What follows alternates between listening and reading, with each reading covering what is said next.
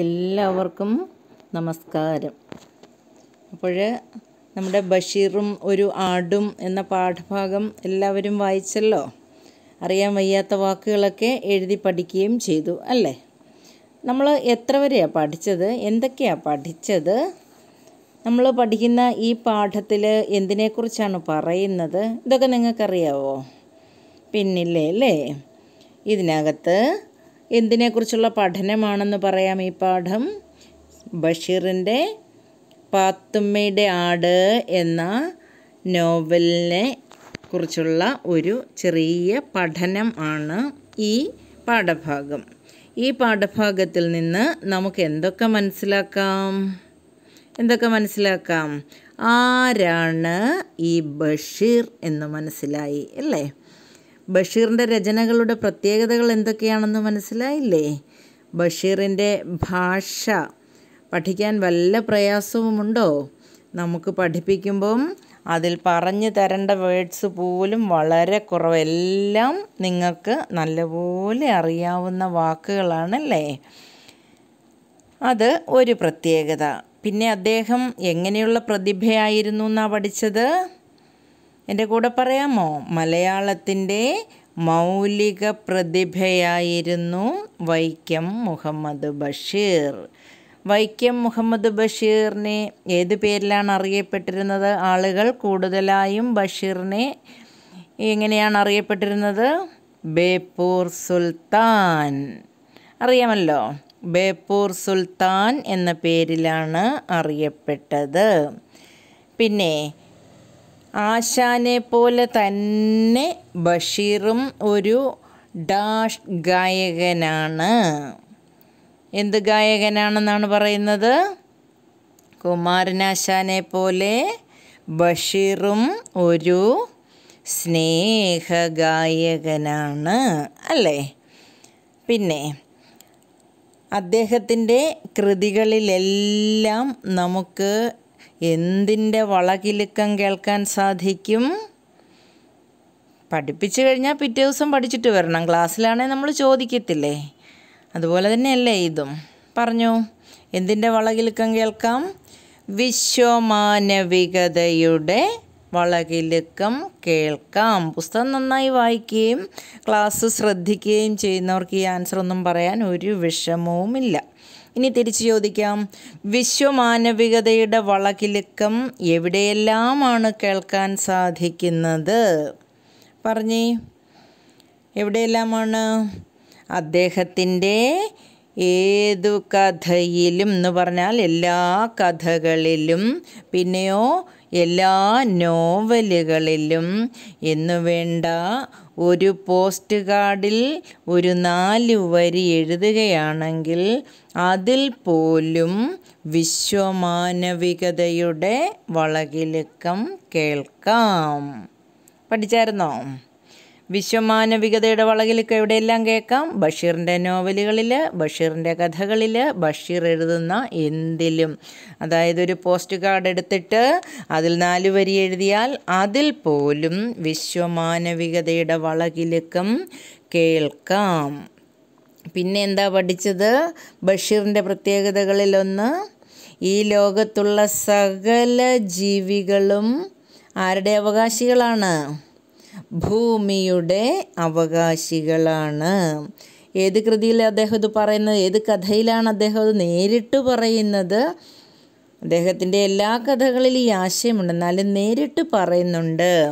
ഒരു ഞാഞ്ഞൂൽ പോലും ഈ ഭൂമിയുടെ അവകാശിയാണെന്ന്. ഏത് കഥയിലാണത് പറയുന്നത്? അല്ലെങ്കിൽ ദൈവത്തിൻ്റെ മഹത്തായ സൃഷ്ടിയാണ് ഒരു ഞാഞ്ഞൂൽ പോലും എന്ന് പറയുന്നത് ഏത് കഥയിലാണ്? ആ കഥയുടെ പേരും എന്താ?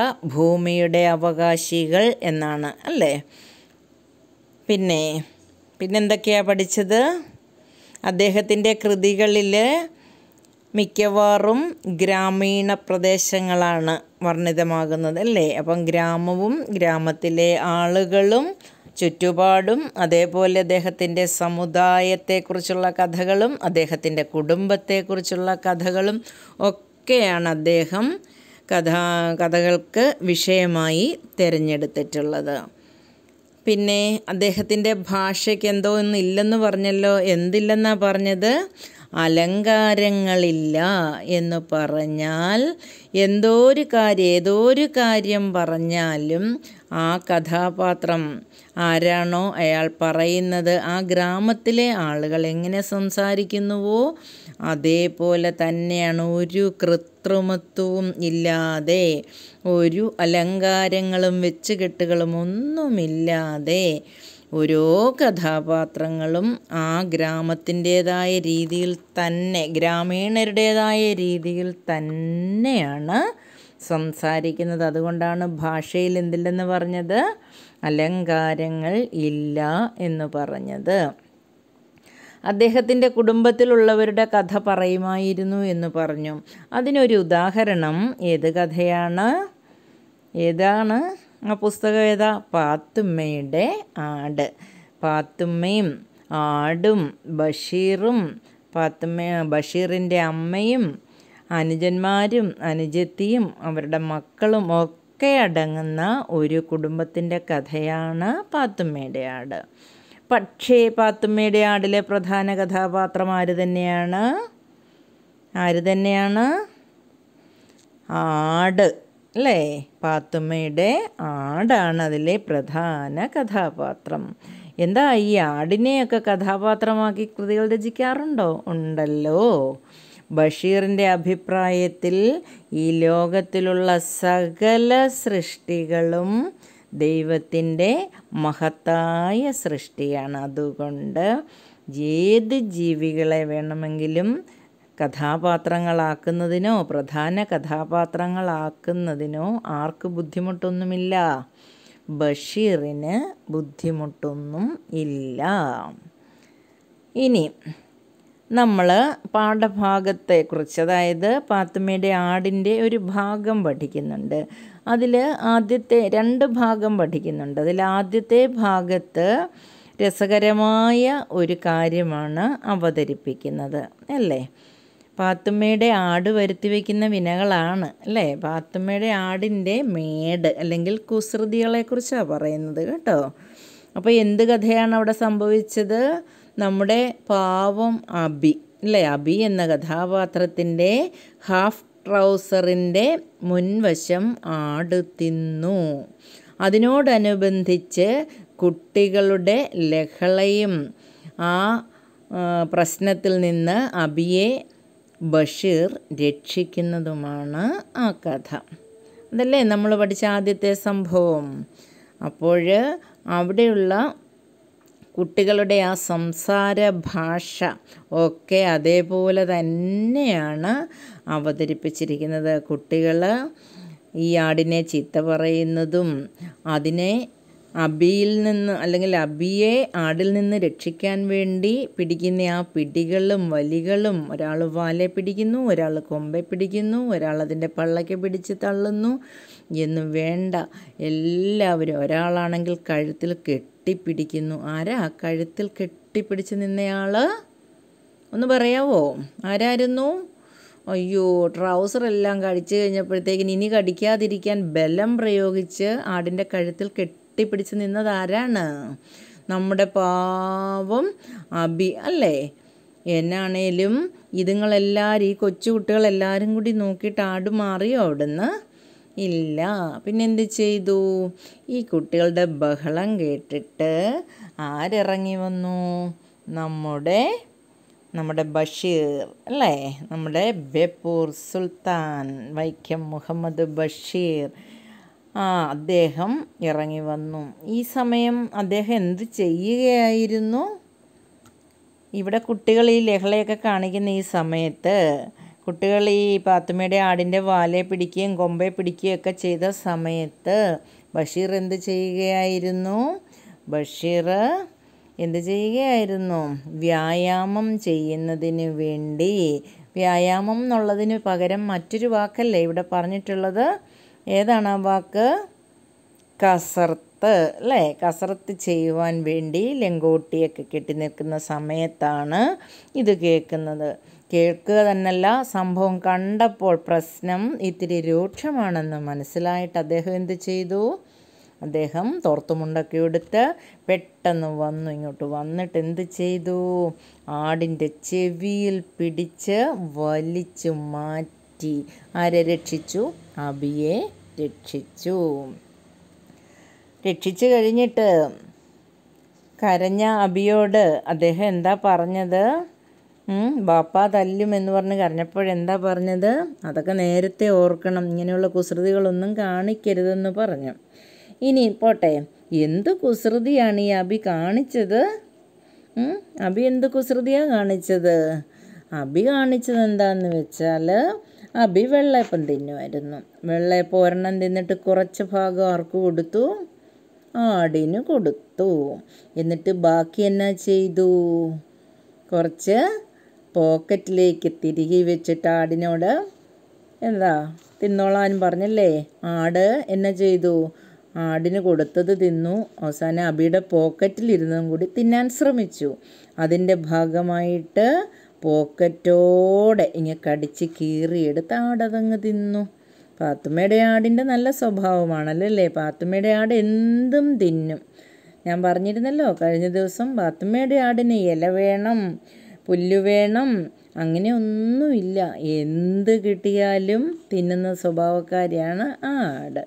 അങ്ങനെ നമ്മുടെ പാവം അബി ഹാഫ് ട്രൗസറിൻ്റെ മുൻവശവും പോയി ആകപ്പാടെ നാണം കെട്ടും പേടിച്ചും ഒക്കെ നിൽക്കുക.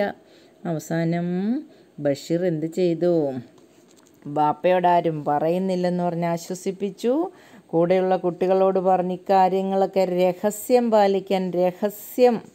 രഹസ്യം എന്നാണെന്നറിയാമല്ലോ, മറ്റുള്ളവരോടൊന്നും പറയാതെ വയ്ക്കണം എന്ന് പറഞ്ഞു. പക്ഷെ രഹസ്യത്തിൻ്റെ ഓപ്പോസിറ്റ് എന്നാണെന്നറിയാവോ? വിപരീതപദം രഹസ്യം, പരസ്യം. രഹസ്യത്തിൻ്റെ ഓപ്പോസിറ്റ് പരസ്യം. പരസ്യം ആയിട്ട് ആരോടും പറയരുത്, രഹസ്യമായിട്ട് വെച്ചോളണം എന്ന് പറഞ്ഞു. കൂട്ടത്തിൽ ഒരു കുട്ടിയോട്, ഒരു പെൺകുട്ടിയോട് ഒരു ഉപദേശവും കൊടുത്തായിരുന്നു അദ്ദേഹം അല്ലേ? ഏത് കുട്ടിയെയാണ് ബഷീർ ഉപദേശിച്ചത്? ഏതാ ആ കുട്ടിയുടെ പേരെന്താ? ലൈല. ലൈല എന്ത് ചെയ്തു? ലൈല ഈ ആടിനെ പിടിക്കുന്ന കൂട്ടത്തിൽ അതിൻ്റെ പള്ളയ്ക്ക് പിടിച്ചിട്ട് കുറച്ച് ചീത്ത പറഞ്ഞു അല്ലേ? എന്തായിരുന്നു ആ ചീത്ത? ഉള്ളാടത്തിപ്പാറു, ഉള്ളാടത്തിപ്പാറു എന്ന് വിളിച്ചു. ബഷീർ പറഞ്ഞു, മേലിൽ നീ ഇങ്ങനെ ചീത്തയൊന്നും വിളിക്കരുത് എന്നൊക്കെ പറഞ്ഞ് നല്ല കാര്യങ്ങളൊക്കെ പറഞ്ഞ് പിള്ളേരെ അങ്ങോട്ടും ഇങ്ങോട്ടുമൊക്കെ വിട്ടു. അപ്പോൾ ബഷീറിന് ഏതാണ്ട് ആരുടെ സ്വഭാവം പിടികിട്ടി? പാത്തുമ്മയുടെ ആടിൻ്റെ സ്വഭാവം പിടികിട്ടി അല്ലേ? ഇനി പാത്തുമ്മയുടെ ആടിൻ്റെ സ്വഭാവം പിടികിട്ടിയെങ്കിൽ ഈ ഒരു സ്വഭാവമുള്ളവർ എവിടെ ചെന്നാലും ആ സ്വഭാവം കാണിക്കുമല്ലോ, ഒരു പ്രത്യേകതയുള്ളവരല്ലേ? നമ്മുടെ ആട് വീണ്ടും ചില മേടുകൾ കാട്ടിത്തുടങ്ങാൻ പോവുകയാണേ. എന്ത് മേടായിരുന്നു അത്? ഒരു ദിവസം ചാരുകസേരയിൽ ഇരുന്ന ബഷീർ അകത്തെന്തോ കീറുന്ന ഒച്ച കേട്ടു. ഒച്ച കേട്ട സ്ഥലത്തേക്ക് അദ്ദേഹം ജനാലയിലൂടെ നോക്കിയപ്പോൾ ഇവിടെ ചെറുവാതിലിലൂടെ ഉള്ളിലേക്ക് നോക്കിയെന്നാണ് പറഞ്ഞിരിക്കുന്നത് കേട്ടോ. ചെറുവാതിലിലൂടെ ഉള്ളിലേക്ക് നോക്കിയപ്പോൾ അദ്ദേഹം എന്താ കണ്ടത്? അയ്യോ, ആട് എന്ത് ചെയ്യുകയാണ്? അദ്ദേഹത്തിൻ്റെ കിടക്കയിൽ കയറി നിന്നുകൊണ്ട് പുസ്തകം തിന്നുകയാണ്. ആ പെട്ടിപ്പുറത്തിരുന്ന പുസ്തകം, പെട്ടിപ്പുറത്ത് ഓരോ കോപ്പി ഇരിപ്പുണ്ടായിരുന്നു. ഏതൊക്കെ പുസ്തകങ്ങളാണ് ബഷീറിൻ്റെ പെട്ടിപ്പുറത്ത് ഇരുന്നത്? അത് പറയുമ്പോൾ ബഷീറിൻ്റെ 2 കൃതികളുടെ പേരുകളും കൂടി നിങ്ങൾ പഠിക്കും. ഒന്ന് പാത്തുമ്മയുടെ ആട് പഠിച്ചല്ലോ. ഇനിയും ബഷീറിൻ്റെ പെട്ടിപ്പുറത്തിരുന്ന കൃതികൾ 2 ആട് തിന്നുന്നു എന്ന് പറഞ്ഞല്ലോ. അപ്പോൾ ആ 2 കൃതികളുടെ പേര് പറഞ്ഞേ, ഏതൊക്കെയാണത്? ബാല്യകാല സഖി, ശബ്ദങ്ങൾ. ഈ 2 കൃതികൾ. ഇപ്പോൾ നിങ്ങൾ ബഷീറിൻ്റെ എത്ര കൃതികളുടെ പേര് പഠിച്ചു? ഒന്ന് പറഞ്ഞു നോക്കിക്കേ. ബഷീറിൻ്റെ എത്ര കൃതികളുടെ പേര് നിങ്ങൾ പഠിച്ചു? നിങ്ങൾ പാത്തുമ്മയുടെ ആട് പഠിച്ചു, ബാല്യകാല സഖി പഠിച്ചു, ശബ്ദങ്ങൾ പഠിച്ചു. ഇനി നിങ്ങൾ എത്ര ആയാലും മറന്നു പോകുമോ? വൈക്കം മുഹമ്മദ് ബഷീറിൻ്റെ 2 3 കൃതികളുടെ പേര് എഴുതാൻ പറഞ്ഞാൽ ഇനി പ്രത്യേകിച്ച് പഠിക്കേണ്ട കാര്യമുണ്ടോ? ഇല്ലല്ലോ. അപ്പോൾ അങ്ങനെ 2 പുസ്തകങ്ങളുടെ പേരുകളും കൂടെ നിങ്ങൾ വളരെ വിദഗ്ധമായിട്ട് വളരെ എളുപ്പത്തിൽ പഠിച്ചു കഴിഞ്ഞു. അപ്പോൾ ഇതിലാദ്യം ഏത് പുസ്തകം ആട് കടിച്ച് കീറിത്തുന്നത്? ഏത് പുസ്തകമാണ്? ബാല്യകാലസഖി. എങ്ങനെയാണ് ഇത് കടിച്ചു കീറുന്നത്? ആ ഒരു പറയുമ്പം നമ്മുടെ മുന്നിലൊരു ചിത്രം വരുന്ന പോലല്ലേ? ഈ ചിത്രം കാണിച്ചില്ലെങ്കിലും നമുക്കറിയാം അല്ലേ? എങ്ങനെയായി? നിങ്ങളുടെ പുസ്തകത്തിലൊരു ചിത്രമൊക്കെ ഉണ്ട്. ആ ചിത്രം ഇല്ലെങ്കിലും നിങ്ങൾക്ക് മനസ്സിലാകും ആടെങ്ങനെയാണ് പുസ്തകം കടിച്ചു കീറിയത്.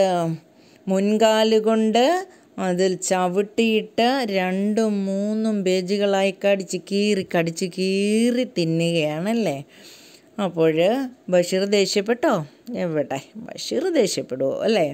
അദ്ദേഹം അങ്ങനെ നോക്കി നിന്നു. തിന്നട്ടെ, നല്ല ആട് തന്നെ എന്നൊക്കെ പറഞ്ഞു.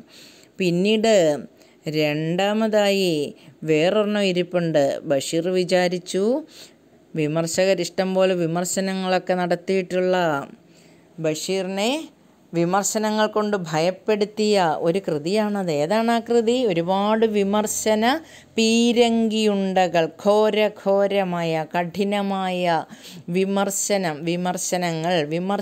പീരങ്കിയുണ്ടകൾ, വിമർശനങ്ങളാകുന്ന പീരങ്കിയുണ്ടകൾ അല്ലെങ്കിൽ വെടിയുണ്ടകൾ ഏറ്റ എന്ന് പറഞ്ഞാൽ ഒരുപാട് വിമർശനങ്ങൾ ഏറ്റുവാങ്ങിയ ഒരു പുസ്തകമാണത്. ഏതാണ് ആ പുസ്തകം? ശബ്ദങ്ങൾ.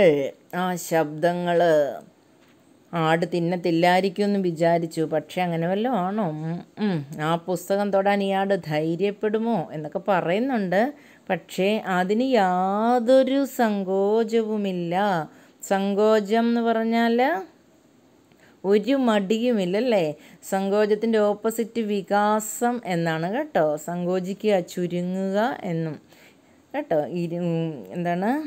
ഇടുങ്ങുക, ചുരുങ്ങുക, മടിക്കുക എന്നൊക്കെയുള്ള അർത്ഥം. ഇവിടെ യാതൊരു മടിയുമില്ല എന്നാണ്. പിന്നെ അദ്ദേഹം അതെന്നാ ചെയ്തു? നമ്മുടെ ഭവതി അജസുന്ദരി. അജം എന്ന് പറഞ്ഞാൽ എന്താ? ആട്. ആടിൻ്റെ പര്യായങ്ങൾ എന്തൊക്കെയായിരുന്നു? അജം, മേഷം. പഠിച്ചായിരുന്നോ? അജം, മേഷം. നിങ്ങളുടെ റഫ് ബുക്കിലൊന്ന് എഴുതി വെച്ചോളണമെന്ന് പണ്ടേ പറഞ്ഞിട്ടില്ലേ ഞാൻ പഠിപ്പിക്കുമ്പോൾ ഉള്ളത്. പിന്നെ നോട്ടിലേക്ക് എഴുതാം, അന്നേരം തരും അത്. എന്നാലും കേട്ടോ, പറയുമ്പോൾ ഒന്ന് മനസ്സിലാക്കാൻ. സങ്കോചത്തിൻ്റെ ഓപ്പോസിറ്റ് വികാസം. പിന്നെ ബാല്യകാലസഖി തീർന്ന പുറകെ ശബ്ദങ്ങളും തിന്നാൻ തുടങ്ങി. എത്ര മിനിറ്റ് എടുത്തു? 2 മിനിറ്റ് കൊണ്ട് അതും തീർത്തു. എന്നിട്ടും വിശപ്പ് തീർന്നില്ലെന്ന് തോന്നല്ലേ. പിന്നെ ആടെന്താ എടുത്തത്? ആട് ബഷീറിൻ്റെ പുതപ്പ് തിന്നാൻ തുടങ്ങി. പുതപ്പ് തിന്നാൻ തുടങ്ങിയപ്പം ബഷീർ എന്താ പറഞ്ഞത്? തന്നെ പറഞ്ഞു, ഹേ അജസുന്ദരി, ഭവതി ആ പുതപ്പ് തിന്നരുത്. അതിന് 100 രൂപ വിലയുണ്ട്. അതിൻ്റെ കോപ്പി എൻ്റെ പക്കൽ വേറെ ഇല്ല. എന്ന് പറഞ്ഞാൽ എനിക്ക് വേറെ പുതപ്പ് ഇല്ല. എൻ്റെ പുസ്തകങ്ങൾ ഇനി വേറെയുമുണ്ട്. ഭവതിക്ക് പുസ്തകം വേണമെങ്കിൽ ഞാൻ ഇനിയും തരാമല്ലോ. അതിന് പൈസ ഒന്നും തരണ്ട. പക്ഷേ എൻ്റെ പുതപ്പ് തിന്നരുതേ എൻ്റെ ആടേ എന്നൊക്കെ ആടിനോട് പറയുന്നത്. എന്ത് രസകരമായിട്ടാണ് അദ്ദേഹം വർണ്ണിച്ചിരിക്കുന്നതല്ലേ. അത് കേൾക്കുമ്പോൾ തന്നെ നമുക്കും ഒരു രസം തോന്നും. ആടിനോടാണേലും എത്ര സൗമ്യമായിട്ട് എത്ര രസകരമായിട്ട് സംസാരിക്കാൻ ബഷീറിന് സാധിക്കുന്നു. അപ്പോൾ ഇത്രയാണ് നമ്മൾ കഴിഞ്ഞ ദിവസം പഠിച്ചത്.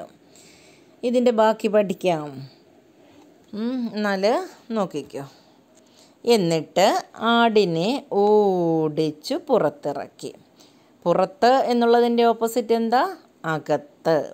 ആടിനെ എന്ത് ചെയ്തു? ഓടിച്ചു പുറത്തിറക്കി. അത് പ്ലാവിൻ ചുവട്ടിലേക്ക് ഓടി. അവിടെ 2-3 ഇലകൾ വീണ് കിടപ്പുണ്ട്. മൂപ്പത്തി അതെല്ലാം തിന്നുകയാണ്.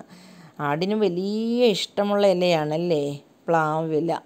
അപ്പോഴകത്തുനിന്ന് ഓടിച്ചു ബഷീർ. അത് പുറത്തേക്ക് പോയി. എങ്ങോട്ടാണ് ആദ്യം ഓടിയത്? പ്ലാവിൻ്റെ ചുവട്ടിലേക്ക്. എന്നിട്ടോ അവിടെ 2-3 ഇലകളൊക്കെ വീണ് കിടന്നു. അതും തിന്നു. മൂപ്പത്തി എന്നുദ്ദേശിക്കുന്ന ആടിനെ വെറുതെ വിശേഷിപ്പിച്ചിരിക്കുന്നതാണ്. മൂപ്പത്തി അതെല്ലാം തിന്നുകയാണ്. നമ്മൾ പ്രായമുള്ളവരെയൊക്കെ ഇങ്ങനെ പറയാറുണ്ട്. പിന്നെ ചില നാട്ടിൽ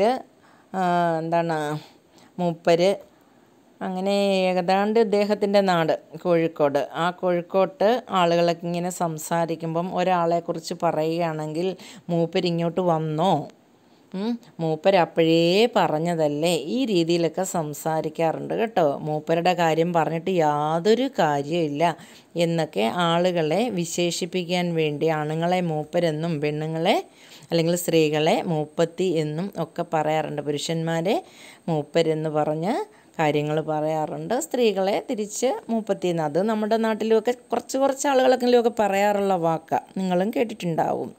ഇവിടെ ആരെയാണ്? മനുഷ്യരെ വിശേഷിപ്പിക്കുന്നത് പോലെ തന്നെയാണ് ആടിനെയും വിശേഷിപ്പിക്കുന്നത്. മൂപ്പത്തി അതെല്ലാം തിന്നുകയാണ്. ഞാൻ ഉമ്മയെ വിളിച്ച് ചോദിച്ചു. ഉമ്മ എന്ന് പറഞ്ഞാൽ അമ്മ അല്ലേ? ഉമ്മയെ വിളിച്ച് ചോദിച്ചു, ആരുടേതാണമ്മ ഈ ആട്? ആരുടേതാമ്മ ഈ ആടെന്ന് വിളിച്ച് ചോദിച്ചു. എന്തൊരു ധിക്കാര വന്നല്ലേ. ഉമ്മ പറഞ്ഞു, നമ്മുടെ പാത്തുമ്മയുടെ ആടാ, നമ്മുടെ പാത്തുമ്മയുടെ ആടാണ്, നമ്മുടെ പാത്തുമ്മയുടെ ആടാ. അതിവിടുത്തെ ഒരു സ്ഥിരം കഥാപാത്രം, അകത്തെ കഥാപാത്രം പോലെയാണല്ലോ. അതുകൊണ്ടാണത് വളരെ നിസ്സാരമായിട്ട് തന്നെ അമ്മ വിളിച്ച് പറഞ്ഞു, അത് നമ്മുടെ പാത്തുമ്മയുടെ ആടാ. അതാണല്ലേ ഇതിന് ഇത്ര സ്വാതന്ത്ര്യം. അപ്പോൾ പാത്തുമ്മയുടെ ആടിന് സ്വാതന്ത്ര്യം ഇത്തിരി കൂടുതലല്ലേ? സ്വാതന്ത്ര്യം എന്നുള്ളതിൻ്റെ വിപരീതം എന്താണ്? സ്വാതന്ത്ര്യത്തിന് അസ്വാതന്ത്ര്യം എന്നുണ്ട്, പിന്നെ പാരതന്ത്ര്യം എന്നൊരു വാക്കും കൂടിയുണ്ട് കേട്ടോ. സ്വാതന്ത്ര്യം എന്നുള്ളതിന് അസ്വാതന്ത്ര്യം എന്നുമുണ്ട്, പിന്നെ പാരതന്ത്ര്യം എന്നും ഓപ്പോസിറ്റ് ഉണ്ട്. അതിലേതെങ്കിലും ഒന്ന് നിങ്ങൾക്ക് എളുപ്പമുള്ളത് നിങ്ങളിപ്പോൾ പഠിക്കുക. എന്നാലും പാരതന്ത്ര്യം എന്ന് കേൾക്കുമ്പോൾ എന്താണെന്ന് അറിയണം, സ്വാതന്ത്ര്യമില്ലായ്മയാണ് എന്ന് നിങ്ങൾ അറിയണം കേട്ടോ. അപ്പോൾ പാത്തുമ്മയുടെ ആടായതുകൊണ്ട് അതിന് കുറച്ച് സ്വാതന്ത്ര്യം കൂടുതലാണെന്ന് ആർക്കും അറിയാം, ബഷീറിനും അറിയാം. ഇനി ബഷീറിൻ്റെ കഥാകഥന രീതിക്ക് ഉത്തമ ഉദാഹരണം. ഉത്തമം എന്ന് പറഞ്ഞാൽ അതിൻ്റെ അർത്ഥം ശ്രേഷ്ഠം എന്നാണ്. ഉത്തമം എന്ന് പറഞ്ഞാൽ അതിൻ്റെ അർത്ഥം എന്താണ്? ശ്രേഷ്ഠം. കിട്ടിയോ അർത്ഥം? ഉത്തമം എന്ന് പറഞ്ഞാൽ അതിൻ്റെ അർത്ഥം ശ്രേഷ്ഠം. ഇനി ഉത്തമം എന്നുള്ളതിൻ്റെ ഓപ്പോസിറ്റ്, വിപരീതം എന്താന്ന് പറയാമോ? അധമം. ഉത്തമം എന്നുള്ളതിൻ്റെ വിപരീതം അധമം കേട്ടോ. ഉത്തമം എന്ന് പറഞ്ഞാൽ ശ്രേഷ്ഠം, അധമം എന്ന് പറഞ്ഞാൽ വളരെ മോശം എന്നാണ്. അപ്പം ബഷീറിൻ്റെ കഥാകഥനം, കഥ എന്ന് പറഞ്ഞാൽ കഥ, കഥനം എന്ന് പറഞ്ഞാൽ പറയുക. കഥാകഥനം എന്ന് പറയുമ്പോൾ കഥ പറച്ചിൽ. ബഷീറിൻ്റെ കഥാകഥനം എന്ന് പറഞ്ഞാൽ എന്താണ്? കഥ പറച്ചിൽ. ബഷീറിൻ്റെ കഥാകഥന രീതിക്ക് ഉത്തമ ഉദാഹരണമാണ് ഈ ഭാഗം. ബഷീറിൻ്റെ കഥാകഥന രീതിക്ക്, കഥ പറച്ചിലിന് ഉത്തമ ഉദാഹരണമാണ് ഈ ഭാഗം. അതായത് നമ്മൾ പഠിച്ച ഭാഗം ഉണ്ടല്ലോ, ഈ ഭാഗങ്ങളിൽ നിന്നും ബഷീർ എപ്രകാരമാണ് കഥ പറയുന്നത് അപ്പോൾ നമുക്ക് മനസ്സിലാകുന്നുണ്ടല്ലേ.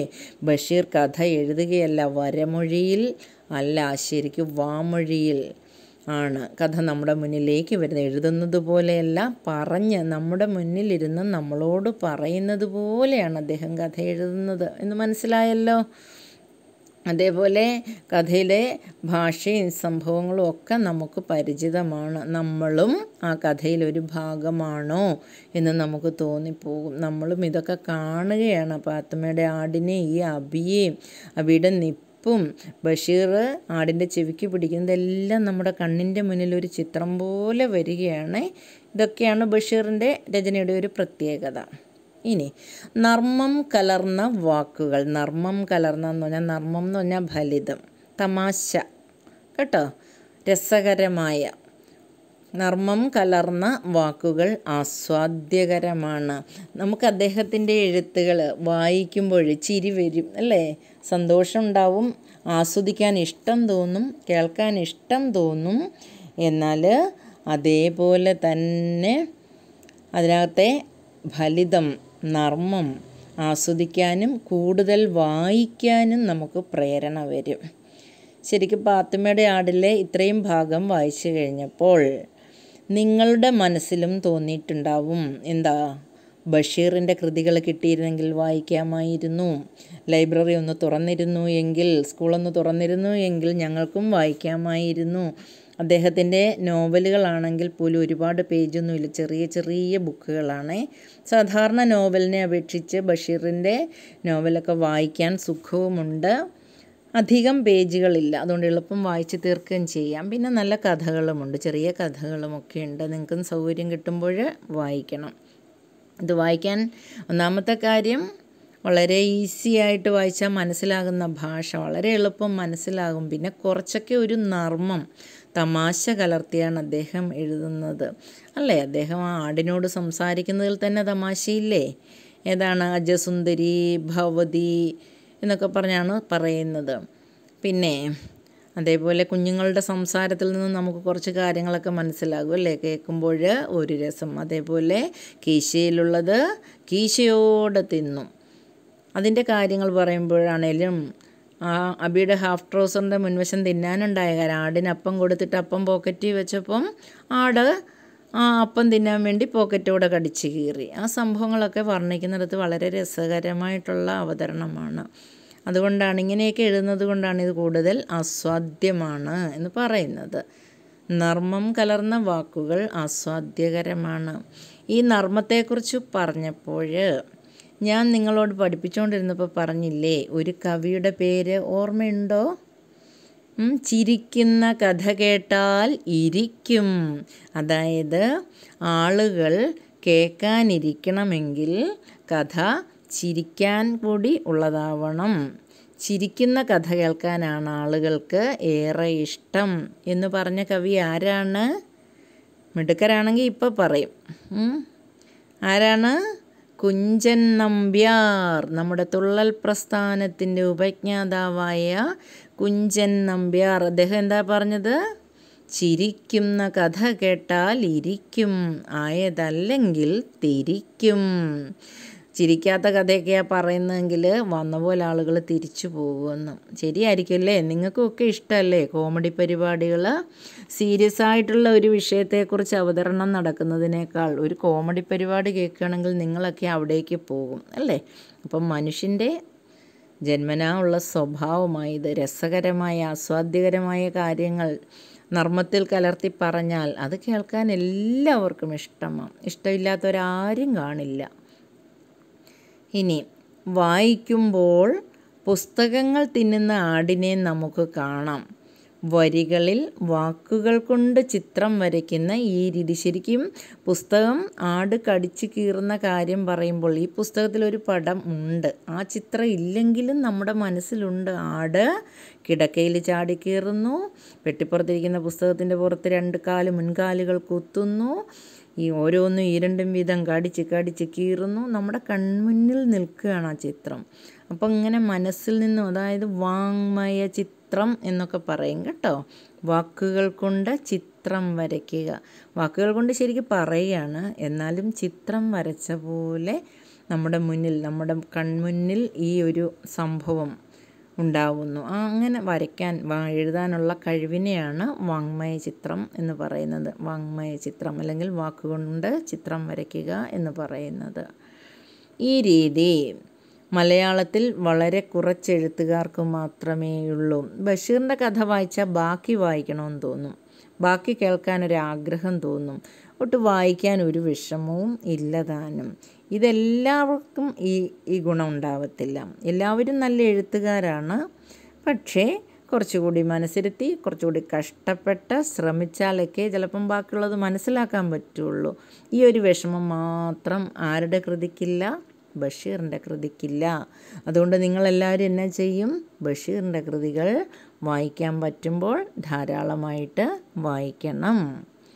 ഈ രീതിക്ക് ഇങ്ങനെ എല്ലാവരെയും ആകർഷിക്കത്തക്ക രീതിയിൽ വളരെ രസകരമായി, വളരെ എളുപ്പമുള്ള ഭാഷയിൽ, നാടൻ രീതിയിൽ നാട്ടുകാരുടെ കഥ പറയുന്ന ഈ രീതിക്ക് എന്തു പേരിട്ടിട്ടുണ്ട് നിരൂപകർ? ബഷീറിൻ്റെ സ്റ്റൈൽ. ഇതാണ് ബഷീറിൻ്റെ സ്റ്റൈൽ. ആരാണ് ഈ പേര് പറയുന്നത്? ബഷീറിൻ്റെ സ്റ്റൈൽ എന്ന ഈ രീതിക്ക് ആരാ പേരിട്ടിട്ടുള്ളത്? നിരൂപകർ. നിരൂപകർ ആരാണ്? ഇന്നലെ പറഞ്ഞില്ലായിരുന്നോ? വിമർശകരെക്കുറിച്ച്. വിമർശകർ ഒരു കൃതി ഉണ്ടായാൽ അത് രചിക്കുന്നത് പോലെ തന്നെ അതിനെക്കുറിച്ചുള്ള നിരൂപണവും ഉണ്ടാവും. ഓരോ കൃതികളും സമൂഹത്തിന് അതെത്രമാത്രം വിലപ്പെട്ടതാണ്, ആ എഴുത്തുകാരുടെ പ്രത്യേകതകൾ എന്തൊക്കെയാണ്, അവരുടെ എഴുത്തിൻ്റെ രീതി എങ്ങനെയാണ്, സാമൂഹ്യ പ്രതിബദ്ധതയുള്ളതാണോ ഇവരുടെ കൃതികൾ, ഇങ്ങനെയുള്ള കാര്യങ്ങളെല്ലാം കൃത്യമായിട്ട് വായിച്ച് നമുക്ക് പറഞ്ഞു തരുന്ന ആളുകളാണ്. ഒരാൾ ഒരു കൃതി എഴുതിയാൽ അതിനെക്കുറിച്ചുള്ള പഠനം നമുക്ക് കിട്ടും നിരൂപകരിൽ നിന്ന്. നിരൂപകരാണ് ഇങ്ങനെ എല്ലാ കാര്യങ്ങളും നല്ലതും ചീത്തയും എല്ലാം പറയുന്നത്. ഈ നിരൂപകരുടെ മറ്റൊരു വിഭാഗം അല്ലെങ്കിൽ മറ്റൊരു പേരാണ് വിമർശകർ എന്ന് പറയുന്നത് കേട്ടോ. എന്തെങ്കിലുമൊക്കെ വിമർശിക്കാനുണ്ട് എങ്കിൽ അവരത് നന്നായിട്ട് പറയും. തെറ്റുകളുണ്ടെങ്കിൽ നന്നായി ചൂണ്ടിക്കാണിക്കും. ആ കൂട്ടരാണ് ഈ നിരൂപകർ അഥവാ വിമർശകർ. അപ്പോൾ ബഷീറിൻ്റെ ഈ സ്റ്റൈലിന് എല്ലാ നിരൂപകരും എന്താ പേരിട്ടിരിക്കുന്നത്? ബഷീറിൻ്റെ സ്റ്റൈൽ. ഈ സ്റ്റൈൽ എല്ലാവർക്കും കിട്ടുമോ? ഇല്ല. ചില ആളുകൾക്ക് നമ്മുടെ കൂട്ടത്തിൽ തന്നെ വളരെ തമാശകൾ പറയാനും നമ്മളെ ചിരിപ്പിക്കാനും ഒക്കെ സാധിക്കും അല്ലേ? ചില ആളുകൾക്ക് അങ്ങനെ സാധിക്കത്തില്ല. അപ്പോൾ ഓരോരുത്തർക്ക് ഓരോ സ്റ്റൈലാണ്. അതെല്ലാവർക്കും ഒരുപോലെ ആയിരിക്കില്ല. ബഷീറിൻ്റെ സ്റ്റൈൽ എങ്ങനെയുണ്ട്? നന്നായിട്ടുണ്ടല്ലേ? ബഷീറിൻ്റെ സ്റ്റൈലിൽ എഴുതുകയാണെങ്കിൽ നമുക്ക് എന്തുമാത്രം പുസ്തകം വായിക്കാമായിരുന്നു. നമ്മളെല്ലാ പുസ്തകവും വായിച്ചേനെ അല്ലേ? അതുകൊണ്ട് വളരെ സിമ്പിളായിട്ടുള്ള എഴുത്തുകൾ എല്ലാവരും ഇഷ്ടപ്പെടുന്നു എന്ന് സാരം. അപ്പോൾ മനസ്സിലായോ? ഇന്ന് പഠിപ്പിച്ച ഭാഗം ഒന്നുകൂടി നോക്കിയുള്ളൂ. എന്നിട്ട് ആടിനെ ഓടിച്ച് പുറത്തിറക്കി. അത് പ്ലാവിൻ ചുവട്ടിലേക്ക് ഓടി. പ്ലാവിൻ ചുവട്ടിലേക്ക് അധികം ഓടി. പ്ലാവിൻ ചുവട്ടിലേക്ക് ഓടി. ചുവട്ടിലേക്ക് ഓടി എന്ന് മാത്രം പറഞ്ഞിട്ട് പിരിച്ചെഴുതാൻ പറഞ്ഞാലോ? ചുവട്ടിലേക്ക് അധികം ഓടി. അവിടെ 2-3 ഇലകൾ വീണ് കിടപ്പുണ്ട്. മൂപ്പത്തി അതെല്ലാം തിന്നുകയാണ്. ഞാൻ ഉമ്മയെ വിളിച്ച് ചോദിച്ചു, ആരുടേതാണുമ്മ ഈ ആട്? ഉമ്മ പറഞ്ഞു, നമ്മുടെ പാത്തുമ്മയുടെ ആടാ. അതാണല്ലേ ഇതിനിത്ര സ്വാതന്ത്ര്യം. ഇതിനിത്ര എങ്ങനെ പിരിച്ചെഴുതും? ഇതിന് അധികം ഇത്ര. ഇതിന് അധികം ഇത്ര. ബഷീറിൻ്റെ കഥാകഥന രീതിക്ക് ഉത്തമ ഉദാഹരണമാണ് ഈ ഭാഗം. നർമ്മം കലർന്ന വാക്കുകൾ ആസ്വാദ്യകരമാണ്. വായിക്കുമ്പോൾ പുസ്തകങ്ങൾ തിന്നുന്ന ആടിനെ നമുക്ക് കാണാം. വരികളിൽ വാക്കുകൾ കൊണ്ട് ചിത്രം വരയ്ക്കുന്ന ഈ രീതി മലയാളത്തിൽ വളരെ കുറച്ച് എഴുത്തുകാർക്ക് മാത്രമേയുള്ളൂ. ഈ രീതിക്ക് ബഷീറിൻ്റെ സ്റ്റൈൽ എന്ന പേരും ഇട്ടിട്ടുണ്ട് നിരൂപകർ. മനസ്സിലായല്ലോ? അപ്പോൾ പുസ്തകം നന്നായി വായിച്ചിട്ട് വരിക. 5 പ്രാവശ്യമെങ്കിലും പാഠഭാഗം വായിക്കണം. എഴുതാൻ വിഷമമുള്ള വാക്കുകളെല്ലാം എഴുതി പഠിക്കണം. അങ്ങനെ വായിച്ചിട്ടും എഴുതി പഠിച്ചിട്ടുമൊക്കെ നമുക്ക് അടുത്ത ക്ലാസ്സിൽ വീണ്ടും കാണാം.